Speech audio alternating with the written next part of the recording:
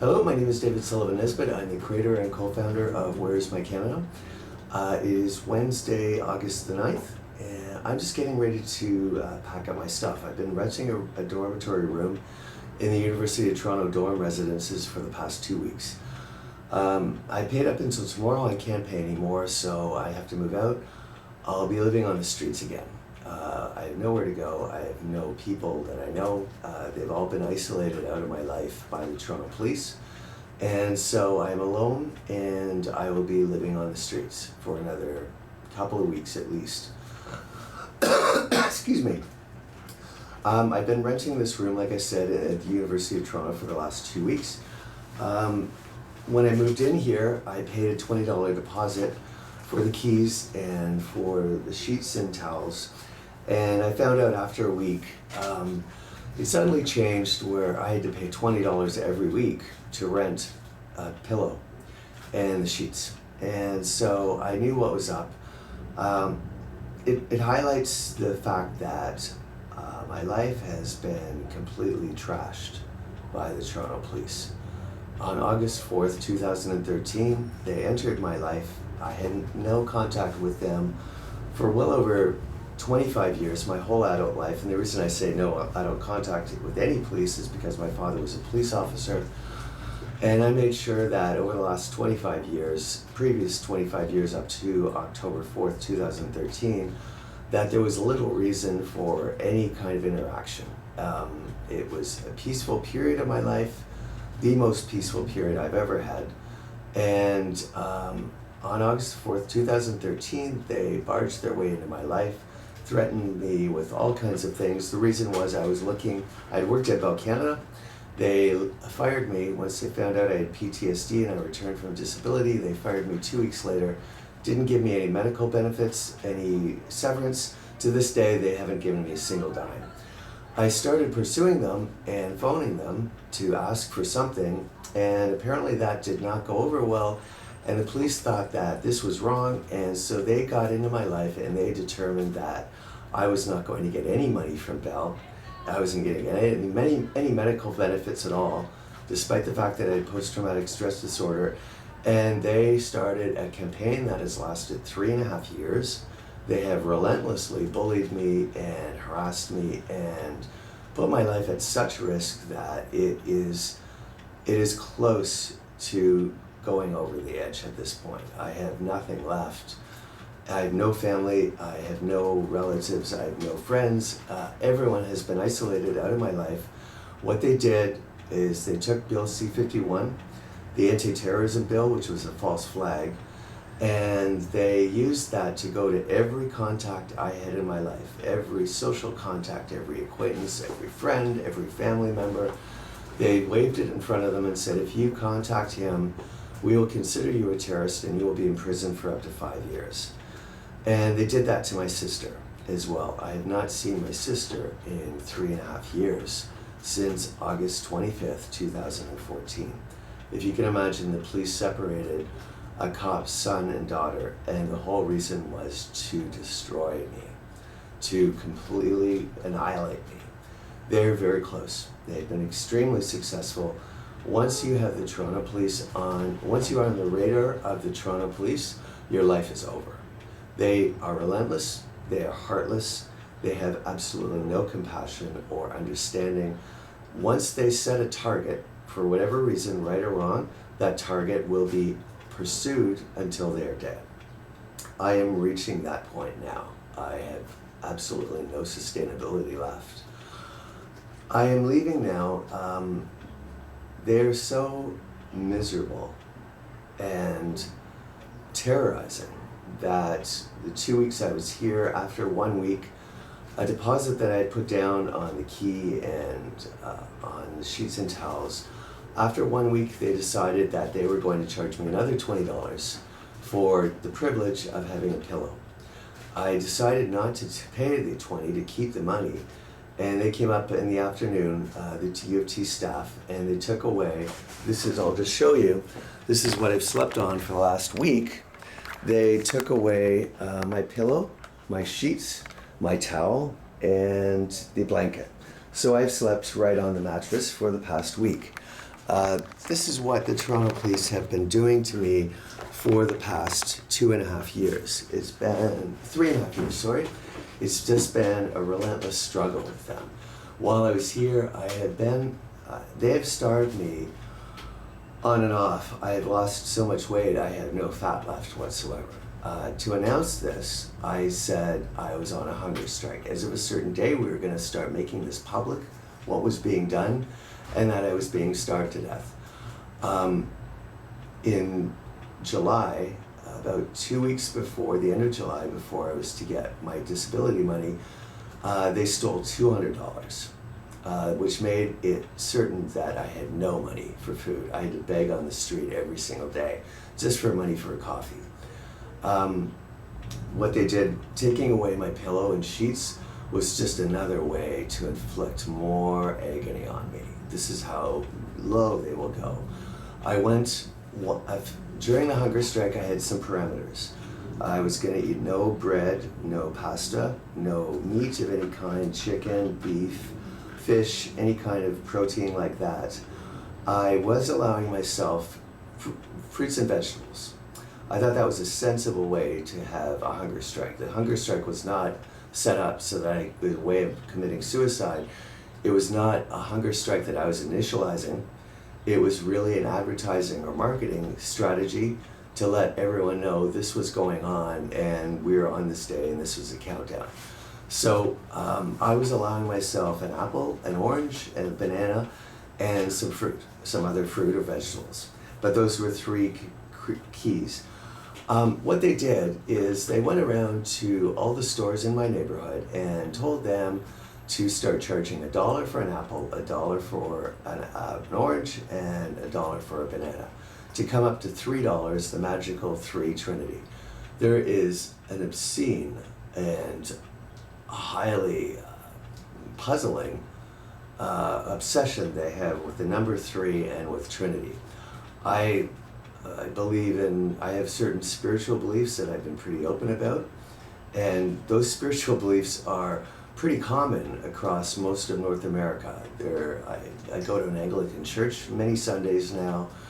It's a very common belief system I've got, but it's one that angers them tremendously. So anytime they can get a dig in for the number 3, they go for it. When I was here, I went down to Chinatown, which is nearby, and I got some fruit, a plate of stir-fried vegetables one night. They've done this before. They will have the food cooked in such a way that there's no flavor, or there's extra water, or there's just extra grease was one night. And they did that here. Not only have they played with me not being able to have the privilege of sleeping on a pillow, but they did that to my food as well. I had been homeless because of the Toronto Police 3 times. On September 22nd, 2013, I was made homeless. On March 31st, 2015, I was made homeless. 16, I was made homeless by them. And I was also made homeless January 31st of 2017, just this year. They have worked, the police are working together. We know there's a police state here. We know it's a Nazi state, it's clear. They've been working with the Guelph Police, and through them they made me homeless a 3rd time. Since January 31st, I have struggled immensely.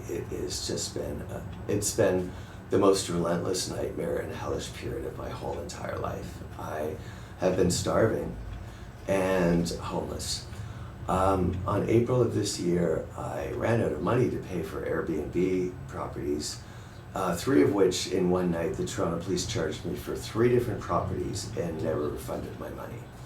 So I have slept in a stairwell, which is one of the police state videos. I can't remember the number, but if you look through the episodes, I think it might be 14. I show you where I slept. I slept on concrete in a stairwell, a parking garage stairwell, since April. From April to 2 weeks ago, I slept outside every single day on concrete. The cruelty has been unimaginable. I am suffering tremendously. I am near my end. I have barely surviving anymore. I've lost so much weight, I have no fat left. Not only have they made me homeless 3 times, they've brought criminal charges against me 3 times. The criminal harassment, they brought one set February 14th, 2014 on Valentine's Day. A legal aid director was forced by Bill C-51 to claim criminal harassment. That charge was stayed by the Crown in March the 4th of 2016. The second charge was my sister, Kelly Dobson. She was forced under Bill C-51. Keep in mind though, these people, Bill C-51 was the anti-terrorism law that was brought in by Stephen Harper. It's a false flag from the Parliament shootings in October of 2014. There was shooting at Parliament Hill, if you recall, and 1 man died. That whole shooting was a false flag. It was set up to distract attention from something else or to draw attention to something. That's what a false flag does. Stephen Harper set it up to draw attention to this mythical belief that terrorism was an imminent threat to Canada and we needed to rush through legislation that would ensure that we were much more safe than we were before. It was a false flag. It was set up to bring in Bill C-51, which was a fascist bill to rescind all rights of Canadians, and it worked. The thing with that bill is that the police were so eager to get people in jail or murder them that you started utilizing facets of the bill before it was law. They did that with my sister, Kelly Dobson.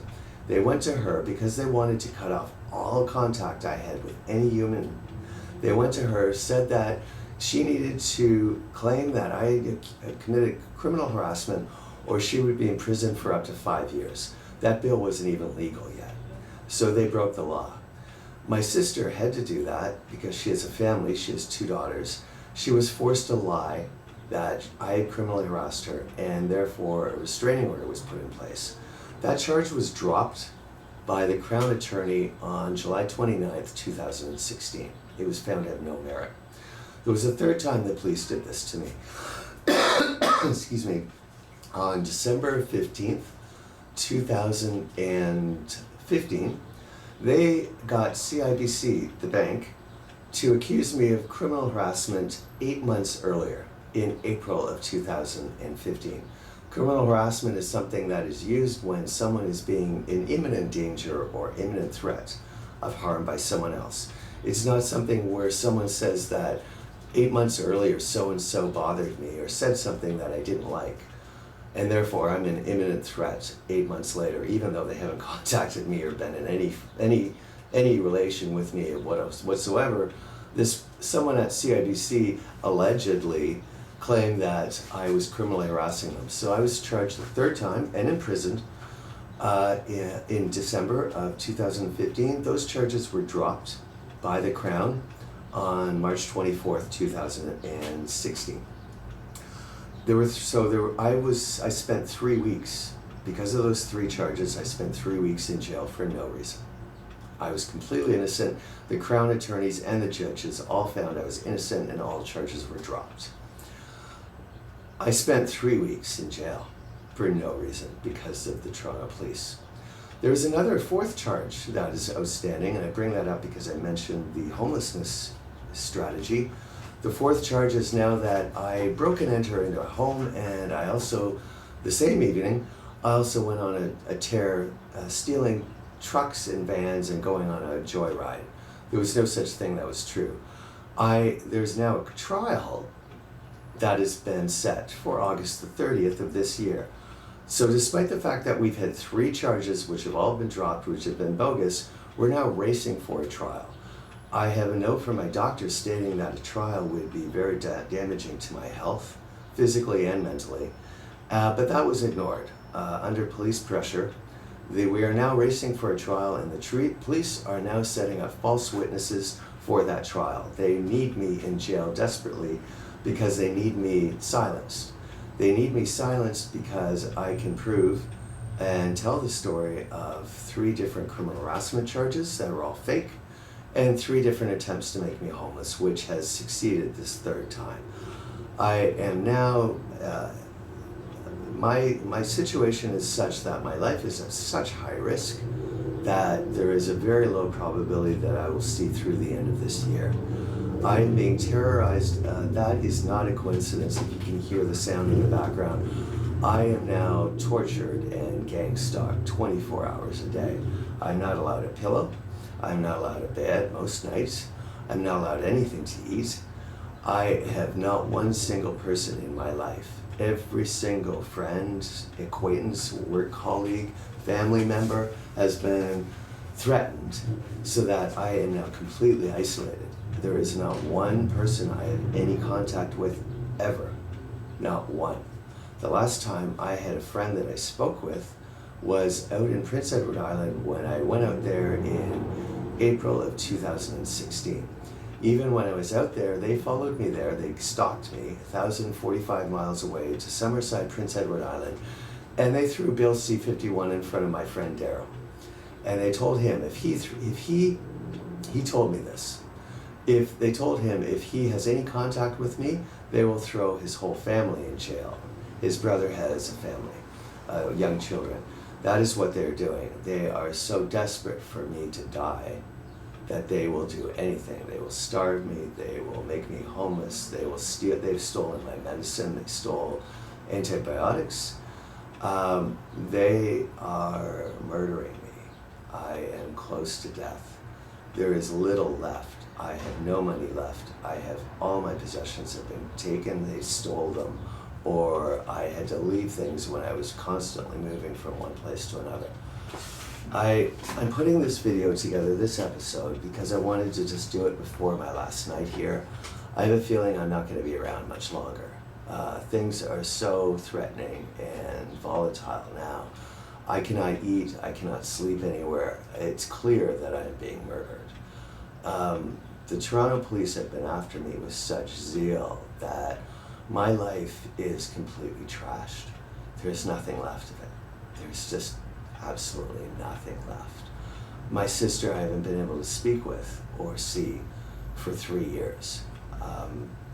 It's been pure hell. I love my sister greatly, and I'm not allowed to speak to her. I'm now living in Toronto. I was out in Prince Edward Island, and I had to come back to Toronto for a court date in June of 2016 for my sister's case. So I left Prince Edward Island on June the 14th, and I arrived back in Toronto on the 15th. I had no idea. I was in Prince Edward Island then from April the 1st to June the 14th of last year, 2016. I had no idea when I was there what had happened here. And the reason I didn't is because I was under a complete news lockdown. All the news that I got, which was very little, was censored and blocked by the police to make sure that I had no idea what was going on. I know that what happened here, I know what happened. There was a warning given. People at 72 hours or thereabouts, get the hell out of the city or live in a police state. Most people left. I have noticed that close to 100% of the people that I knew here, just people from shops or restaurants or organizations, they're all gone. The threat was so pronounced and so grave that no one stayed. And that is very rare, because when you have an evacuation order like that, you always get 10-15% of the population that for whatever reason, either health reasons or personal reasons or family reasons, they decide they have to stay. Not in Toronto. Everyone left. Everyone was so scared shitless they got the hell out of here as fast as possible. And from my familiarity, I know it was the Toronto police. They're ruthless. They are ruthless, ruthless bastards. I have had my life for 3.5 years. It's just been hell. Complete hell. I know now what has happened here. When I was in Guelph, the man that I was renting a couch from, he purposefully, the first week I was there, he wanted to go for a walk to show me where the shops were in the neighborhood. Rick is not the type of person who has any consideration for anyone. And the last thing he would do would take me on a tour of the nearby area to show me where everything was. I couldn't figure it out at the time. I couldn't place everything because I couldn't understand the different characters in my life, of which there's a cast of thousands at this point, none of whom I know, most of whom I want the hell out of my life as quickly as I can get them, because they're all working against me. Not every single one. I'm not paranoid at all. What happened though, and people who look at this video who know what happened in May can look and say, yeah, he's on the ball or not. Because I've been told nothing. Not one single person has talked to me ever since I came back from Prince Edward Island, ever. I do not have one contact in my life. I do not have one acquaintance. I do not have one person I could speak to, ever. What I figured out is when I was walking through, Rick took me through a small strip mall. And the way he walked, I see now, because something struck me at the time that there was something going on. I couldn't pinpoint what. It was what I call a speech anomaly. Something felt out of the ordinary. He walked by, and the parking lot, there was a van on the side, and it said hook, line, and sinker. I didn't know what it meant at the time. I thought it meant that the secret police in this country were deceived by the good police or the good people. I now see it wasn't.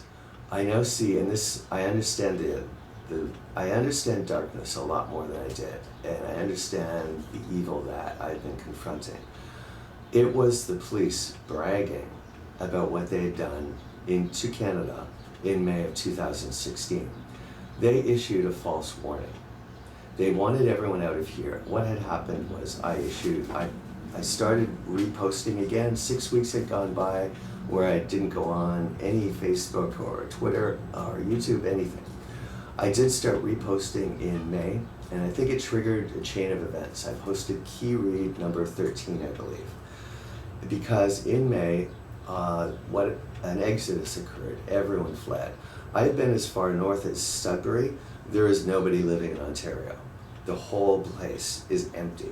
There are implanted persons here, and the odd person for job reasons, I suppose, or family reasons has stayed, but the majority of people are gone. The police are so dark that they were mocking, and they had a sense of pride over what they had done, that they had fooled everyone, that everyone fell for their trick, their exodus, hook, line, and sinker.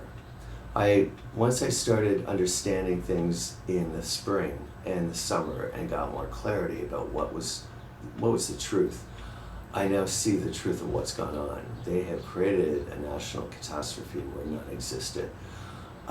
Briefly, I don't want to have this go very long.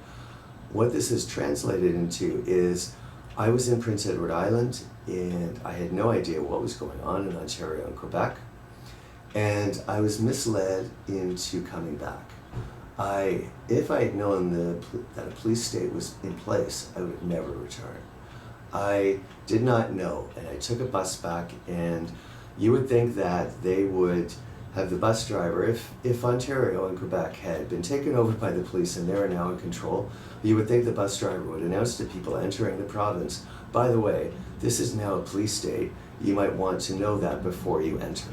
Nothing was done. I was deceived. I was lied to by the police straight to my face. I came in here, it was a trap, I was kidnapped. Once I got in, I couldn't get out. And I moved to Guelph and then moved back to Toronto, thinking that Guelph itself was the problem, but now I realize, no, I am now imprisoned. I am effectively imprisoned in a concentration camp that is province-wide, at least up to Sudbury.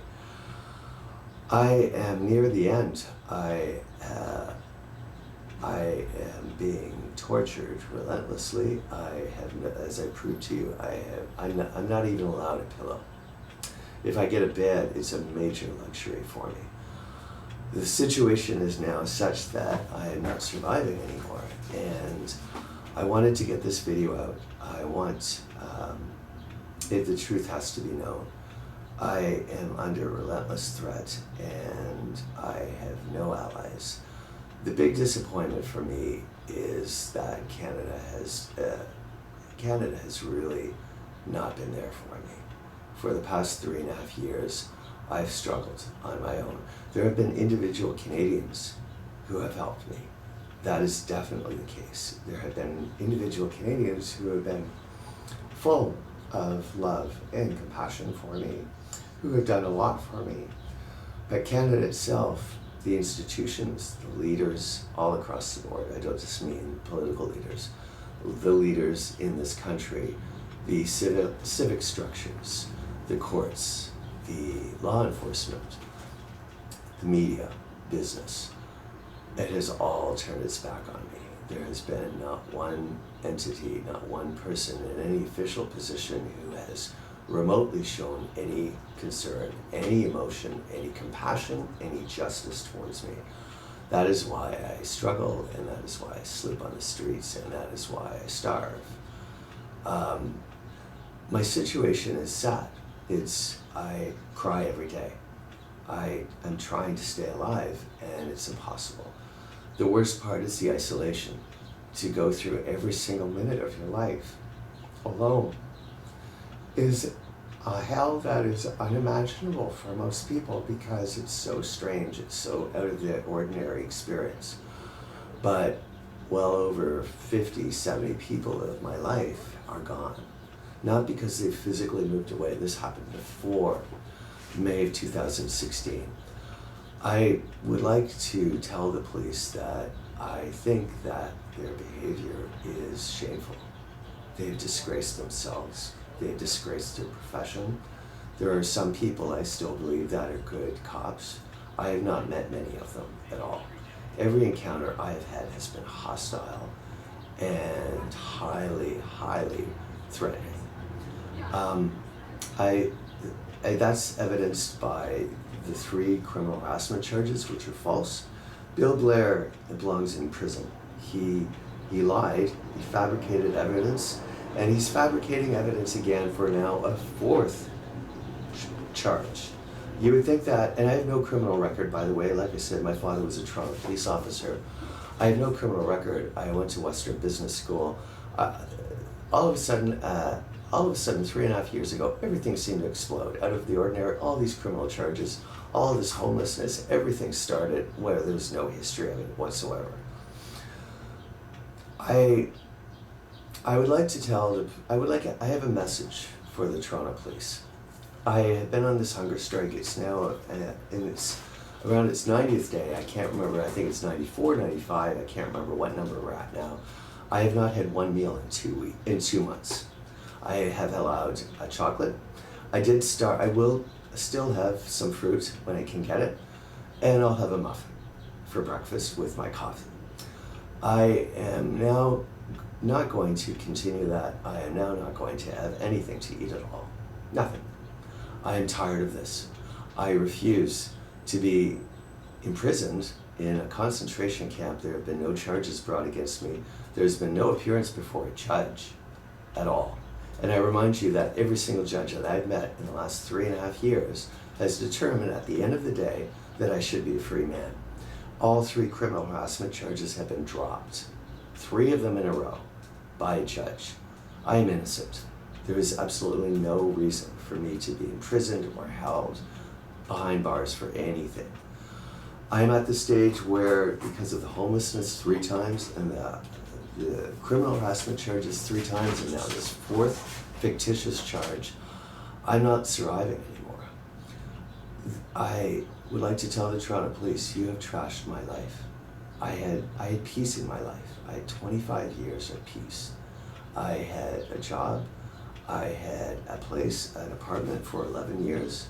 I had worked at Bell Canada for 10 years. I had a life that was decent. It was a good life. It was an average Canadian life that was very prosperous and peaceful. It was good. And I have not had that for 3.5 years. I've had nothing but hell because of cops. I would like to send a message to the Toronto Police. I would like to tell you to go fuck yourselves. I've had it with you. I am completely done with you. I do not trust you. Every encounter has been full of hate and lies and deceit. And the ultimate deceit is that you would